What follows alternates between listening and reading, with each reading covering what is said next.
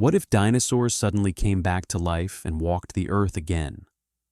Not just one or two in a lab, somewhere, not a theme park, but every species that once roamed the planet, resurrected all at once, from the tiniest feathered raptors to the towering titanosaurs.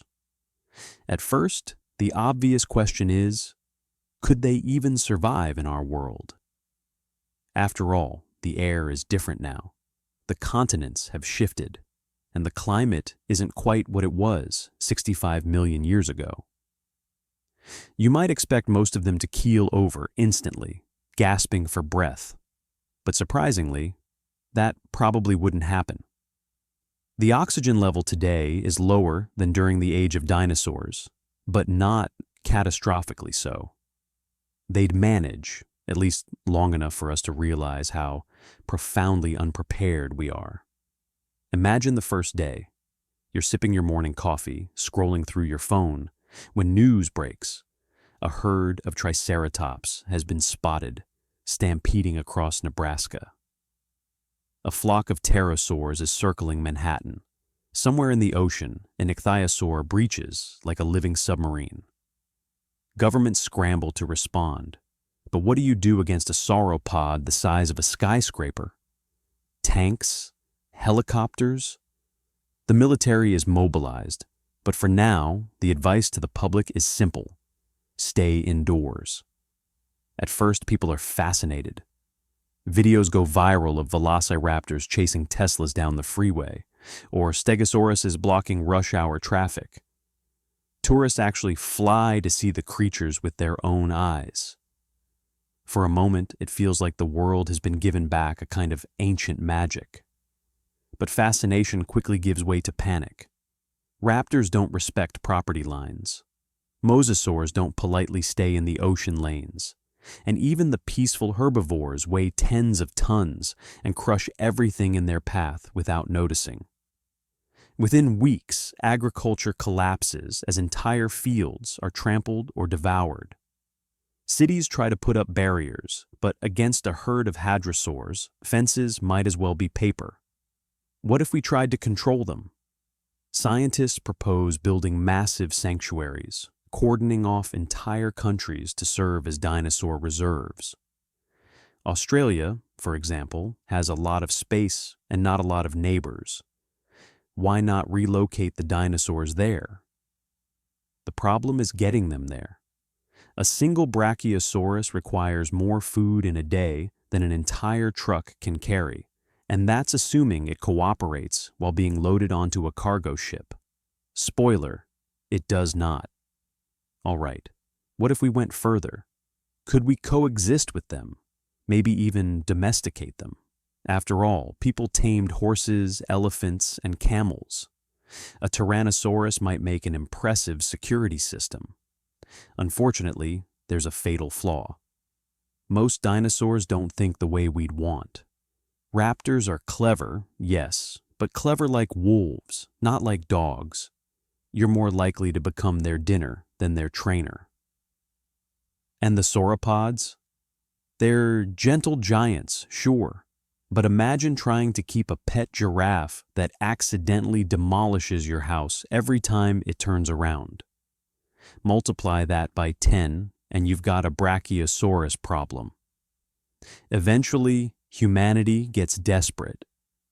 Suppose we decide the only solution is to fight back, to wipe them out again. That sounds easy. After all, we have jets, bombs, and nukes. But it turns out nature already built dinosaurs to survive incredible punishment. They survived asteroid strikes, volcanic winters, and global climate shifts. A missile strike might take out a few, but the sheer numbers, millions upon millions of them, overwhelm our efforts. If anything, our attacks just scatter them into new regions, spreading the chaos further. So what if we tried more power? Instead of fighting dinosaurs one by one, why not weaponize the environment itself? Some governments experiment with geoengineering, triggering artificial winters with stratospheric aerosols, hoping cold weather will finish what the asteroid started 65 million years ago. Unfortunately, that idea backfires. Raptors may shiver, but woolly mammoths and Ice Age predators, awakened from extinction along with them, suddenly thrive. Congratulations. Now you have dinosaurs and saber-toothed cats. Months into this new age, Earth looks unrecognizable. Highways vanish beneath layers of jungle regrowth as giant herbivores clear space for vegetation to surge. Skyscrapers become nesting sites for pterosaurs. Beaches are no longer safe to swim at, not because of sharks, but because of mosasaurs longer than a bus waiting just offshore. Humanity pulls back into fortified zones, guarded by walls and drones, while the rest of the world becomes a vast living museum of the Mesozoic. And yet, there's an irony here. While we're hiding behind our barricades, scientists studying the new ecosystem realize that Earth itself is stabilizing. The relentless human expansion that once drove climate change has been halted by sheer necessity.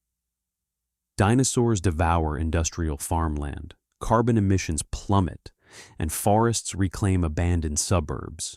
The creatures that terrify us may also be forcing us into balance with nature. But is this balance sustainable? Probably not. Dinosaurs breed fast. Within decades, their numbers swell beyond even the vast landscapes they roam. Predator populations explode, prey populations crash, and ecosystems teeter on collapse. Without intervention, the dinosaurs risk doing to themselves what an asteroid once did for them: self-destruction. And in the end, maybe that's the answer. Dinosaurs don't need us to destroy them.